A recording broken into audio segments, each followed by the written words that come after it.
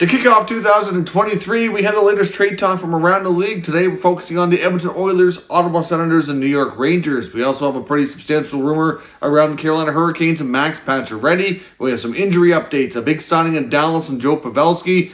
Team Canada, the World Juniors, has added a player after a significant injury, and it's also an important day in hockey history. All that and more coming up next.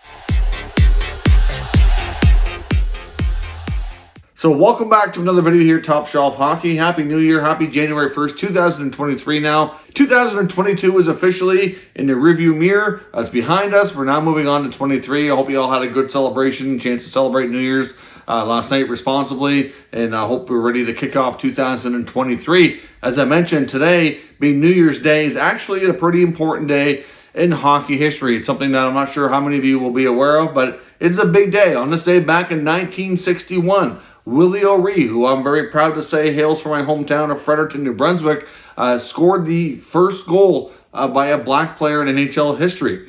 So that was 62 years ago. It was his first NHL goal, of course. And of course, being a prominent member to help break down the barriers for black players in professional hockey and play such an integral role and help growing the game, throughout his life after he was done playing, especially is, he's a very special man, well respected, obviously Hockey Hall of Famer now, very well regarded back here in Fredericton, our hometown. We have a rink named after him where I spend a lot of time. Anytime he comes back, he always, creates a big buzz here. So certainly Willie O'Ree had a very important day on this day back in 1961, and it's certainly something that we should not forget and continue to acknowledge here as time goes on. We have a big development with Team Canada at the World Junior Championships, of course, being taken place here in Atlantic Canada between Moncton and Halifax. They wrapped up their round-robin portion of the tournament yesterday with a big victory over Team Sweden. Unfortunately, though, they did lose a player due to injury in the process. Colton Dock was hurt, and he will be out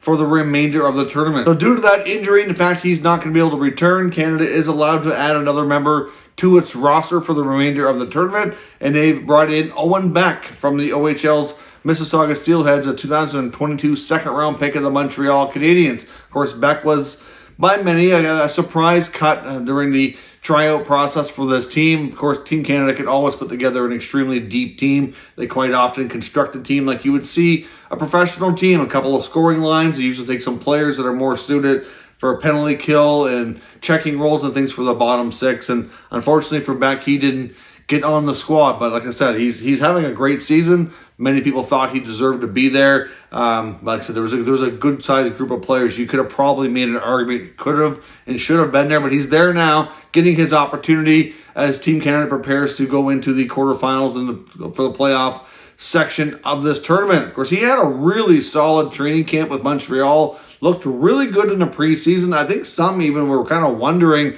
if he might even stick around and get his 9-game tryout at the NHL level. I don't think we're going to be too far away from seeing Beck at the NHL level next year. I think he's more likely to get that opportunity. One thing that did not favor Beck wasn't his own play at all, but just the large cluster of players on the roster already taking up spots. And Montreal was already still trying to get playing time for first overall pick, Jerard Fagerberg. It was difficult enough keeping him on the roster and finding playing time for him, let alone other prospects at the forward position. So I would suspect as we go through this year to the deadline and into next offseason, we're probably going to see a big turnover within the Canadiens forward group, especially amongst those on expiring contracts. And you'll see a few extra players, guys like Beck, will get more of an opportunity next year. But it'd be interesting to see how he fares here. Canada will face Slovakia in the first quarterfinal matchup. If they advance there, of course, then they'll be down into the semifinals for the final four teams. So interesting to see how he makes out. I'm sure Canadian fans and Habs fans alike will be watching closely to see how he does. The Buffalo Sabres have sent down goaltender Eric Comrie to the American Hockey League. That is only for a conditioning stint, though. Of course, Comrie had been out injured for some time. I know I've seen him play. Actually, I believe I saw the injury. He was in a game against the Ottawa Senators back a number of weeks ago, and Comrie sustained an injury. Craig Anderson came in to relieve him, and he has been out for a while. So he would end to get a good bit of time in the AHL before he gets NHL playing time. The Red Wings have also announced, too, that guys like Tyler Bertuzzi and Philip Zadina are both about 8 to 10 days away from returning. So as I talked about yesterday, it'll be interesting to watch the Red Wings and their goaltending situation. They're still carrying 3 goalies right now after picking up Magnus Hellberg on waivers a few weeks back. Hellberg played against Ottawa last night. They picked up a win. It looked like it was going to be an Ottawa victory early on. They kind of carried the first part of the game, had a 2-0 lead, and then bam, the Red Wings scored 3 goals. I think it was 3 goals in just right around 2 minutes. It was a crazy sequence there, and they ended up winning 4-2. So certainly, Hellberg picks up the win. Nedeljkovic has not been getting any time really. Husso, of course, getting a fair bit of time. So, of course, we'll be interested to see how things go when those guys need to come back and they need to create some roster space. So, watch that as well. We saw a couple of signings of some prospects and a veteran guy getting another extension today. The Anaheim Ducks have signed prospect goaltender Gage Alexander. He was a 5th-round selection back in 2021, selected from the Western Hockey League's Winnipeg Ice. Had some pretty decent numbers there. Got picked up. Since then, he's been traded and now plays for the Swift Current Broncos in the Western Hockey League as well. So Gage Alexander officially on the books here with Anaheim. And the Philadelphia Flyers have also signed a prospect, also from the same draft, the 2021 6th-round pick. 19-year-old right-shot defenseman Ethan Sampson gets his ELC here with Philadelphia. Of course, he's been playing with the WHL's Prince George Cougars, and currently this year he's on pace for about a point per game status, which is pretty respectable and impressive for a young defenseman in that league. Now, of course, at the NHL level, we saw the Dallas Stars come to terms with Joe Pavelski on a 1-year extension, and in my opinion, this is a phenomenal signing for Dallas. It almost seems like a steal of a deal, but of course, as Pavelski seems to get older, he seems to be aging like a fine wine and still contributing at a high level. Even this year, at age 38, he's playing at a point-per-game status. He does so much for this team as well. I can't believe the San Jose Sharks let him go a few years ago and would not kind of give in to what he wanted for a contract, and Dallas snatched him up, and he's been super helpful in a variety of ways. Of course, they hired Peter DeBoer to be the next head coach, who had coached Pavelski in San Jose, so a lot of familiarity there. So, of course, he was probably helpful for that transition to the new head coach. We know he has Wyatt Johnson under his wing. Johnson's living with Pavelski, so he's being a great mentor in that way. It's been reported he also spends a lot of extra time with youngster Ty Dellandrea, trying to help him when possible. And at the same time, is part of the leagues, or one of the top lines in hockey on the Dallas Stars. So, what he does, this is a steal of a deal. He'll be 39 next year, but if he plays anywhere near like he's playing now, it makes you wonder when he's going to start slowing down, because he's still putting up fantastic numbers. Great leader, great person, just all around excellent signing here. Now, there are some bonuses mixed in there as well. Like I know for Pavelski, he's going to hit some bonuses this year as well, depending on where their cap situation is. That can count towards this year or may count towards next year if there is no available cap space. But similar type of structure, a lower salary with some incentives to earn extra money. So great signing there from Dallas for sure. On to the trade section of the day. Kevin Weeks, NHL Insiders, reporting that the Ottawa Senators seem to be aggressively seeking a trade for defenseman Nikita Zaitsev. Now, of course, this isn't the first time we've heard this, but things had settled down there for a while. Of course, after Zaitsev was sent down to the minors, he wasn't playing in the NHL for a little while. Ended up getting recalled, kind of out of necessity due to injury on that back end when we saw Artem Zub go down. And when Zaitsev came back, he actually, to me, wasn't playing as badly. Now, he still wasn't, playing at a superstar level by any means, but it wasn't nearly as bad as before, which is good, because usually when, a stay-at-home defenseman is not really noticed as much and, not getting the turnovers, that's usually when they're doing a good job. And that's, to me, what Zaitsev was doing. Now he's down out with an injury now. So of all times for this to come up, it was a little bit surprising, but Weeks is reporting that not only are they seeking a trade, however, they are willing to add a sweetener, as in either a potentially high pick, which I would hope would be no higher than a second rounder, or a prospect. So I don't know what they're willing to give up to get someone to take Zaitsev off their hands. But to be honest, this is not surprising or shockingly, really big new information here. But at the same time, it is surprising that they're going to continue to push for this in a season where it looks like, I wouldn't say the playoffs are completely out of reach, but they are, as each day goes by, becoming less and less likely. They have a good-sized mountain to climb, and as every time you see them put together, 2-3 game winning streak, they put up a game like they did in Detroit yesterday, and you really start to wonder if this is even something they should be thinking about this year. So if they're going to make a trade, it makes you wonder with the strong play of Jacob Chychrun, who they were so strongly linked to before. Is this maybe connected to that? It does make you wonder because Zaitsev and Chychrun make very similar money. It's only $0.1 million difference on their contract. So are they trying to find the necessary space to justify bringing in Chychrun? Or what exactly is this about? Or is this more about maybe getting an extension done for Alex DeBrincat? I honestly think it's more about something that they would be likely looking to do for now. Because a DeBrincat contract's not going to kick into at least next year beyond, which you'd expect Zaitsev to not be there anyway.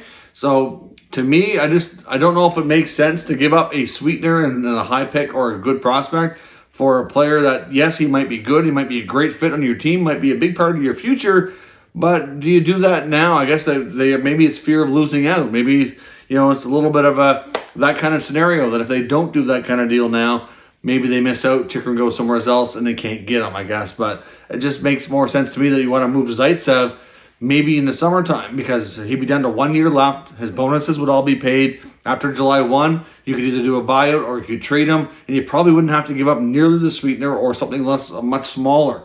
So I guess we'll see what Ottawa's up to here, but certainly things have intensified around this defenseman again, according to Kevin Weeks, and we'll see if they do pull something off here sooner than later. But we'll see. Now, an interesting rumor from Pierre LeBrun regarding Max Pacioretty and the Carolina Hurricanes. Of course, we know Pacioretty was acquired by Carolina in the offseason, basically as a giveaway by Vegas. They become cap compliant as part of their cap juggling scenario there. Pacioretty's yet to play, though, because he's ended up suffering an injury later in the offseason, which has kept him out so far, and he is getting close to returning, and I would suspect sometime in the next couple of weeks that's pretty likely to take place based on what we've seen from reports and updates from the team and for what he's been showing up doing in practice and things like that. It sounds like maybe an early to mid-January return.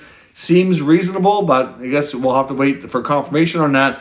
But LeBrun is reporting that Pacioretty would really like to have an extension done before he ever plays his first game. Of course, Pacioretty is entering the final year of his contract. He's earning $7 million per year. He's been a pretty steady goal scorer over the length of his career. And I can understand from his perspective why you would want some contract security in place. However, I think from the team's perspective, they probably want to see him play and see the fit with the team before they give that kind of a commitment. I mean, obviously, they're hoping he's going to be a good fit. They wouldn't have made the trade otherwise. But more than anything, coming off a substantial injury, you also want to make sure that he's the same quality of player and he can still produce at the level that you're expecting him to before you really negotiate a new, average annual value for him moving forward. So be interesting to see how important this is for Pacioretty, and if it's something he insists on, it could get things, complicated there with the team. But hopefully, I think that would be best for all scenarios that he play, see how things go for at least a little while. They could still have negotiations before the end of the season. I can understand as well from his perspective how he might prefer to have this looked after while he's off being injured so that when he's playing, he doesn't have to think about it and he can just focus on the game. But we'll see if this impacts any kind of, future with the team or how things might be dealt with there in Carolina. And also some speculation of the Edmonton Oilers organization and whether or not they can actually look to move Jack Campbell. Now, of course, Campbell has not played well this year, and every time you get him in the net, he can't seem to find his game on any kind of a consistent level at all. Even there's not much of a really goodness at all to point to from this season for Campbell, even though he's had good stretches before. I mean, he was considered an all-star type goaltender at times when he was with the Toronto Maple Leafs. At the same time with the Leafs too, he also had his moments where he had prolonged struggles, but not quite to this effect. Campbell, of course, signed a 5-year deal with the Oilers at $5 million per season, so you got to make you think that it would be awfully difficult to find a trade. But at the same time, the one team that's come up with some speculation would be maybe back to his old stomping grounds with the Los Angeles Kings. Of course, they have a goaltender there that's struggling too. Do the two teams consider maybe doing a swap to maybe get new home for struggling goalies to see if they can work with some different coaches and maybe get their game figured out? Maybe like Cal Peterson in LA for Jack Campbell. Now, of course, Campbell would have more term than Peterson, of course. Peterson has 3 years, kind of this one on his deal, whereas Campbell has 5. So certainly a couple of extra years. The Los Angeles Kings have not been pleased with Peterson, even though at one point he was viewed to be the goalie of the future. That's not something that they really see at this point. Of course, Jonathan Quick is an aging netminder. not really having the greatest season. You get Phoenix Copley, who's been kind of come in from the minors, and basically has been a savior to bring their team back, make sure they're still in the playoff hunt. Because if it wasn't for Copley, I think they would have lost some more of those games and probably would have been at risk of maybe getting bumped out of the playoffs. But at the same time, does a return to LA make sense for Campbell? Would the Oilers be able to pull that off? Would the Oilers actually be any better is the question, because to me, you have Campbell, yes, and he's struggling. There's no doubt about it, and I can understand why there's even some rumors and talk about the possibility of trying to find a swap for him or to move him. But do you bring in another goalie from another team that's struggling? That's still pretty risky. I mean, you might have a guy in Cal Peterson that maybe he finds his game, he's a little younger, and maybe he gets his stuff together here and it becomes a big part of your team's future. But that's difficult to say. I mean, you signed Jack Campbell just a few months back, not that long ago, really, with the hopes that he would be that guy. And based on the body of work, you could say that Campbell has had more previous success than Peterson has in the NHL. So where do you want to put your bet and your gambling here, on Peterson or on Campbell? I don't know if that's really doable. I mean, I understand that the rumors is coming from poor play, but typically when you get lots of money and term left on a contract for a player that's not performing well, that's awfully difficult to trade and move on from. And it's not something I'm really sure is going to happen. If we were down to maybe 2 or 3 years left, it might be something that's more reasonable if the contracts matched up, but they don't. So I don't know if we're going to see anything like that, but I'm sure the Oilers right now, especially after getting word that Leon Draisaitl might miss some time, and he has missed the last couple of games, which is what believed to be like a core muscle strain, that, if they're going to deal with Leon being hurt, they can't afford to have their goaltending not up to par. I mean, at the same time, they're losing games because of goaltending, even with the strong offensive players they have. So it goes to show you that they have to be able to give up as little as possible to stand a chance to win.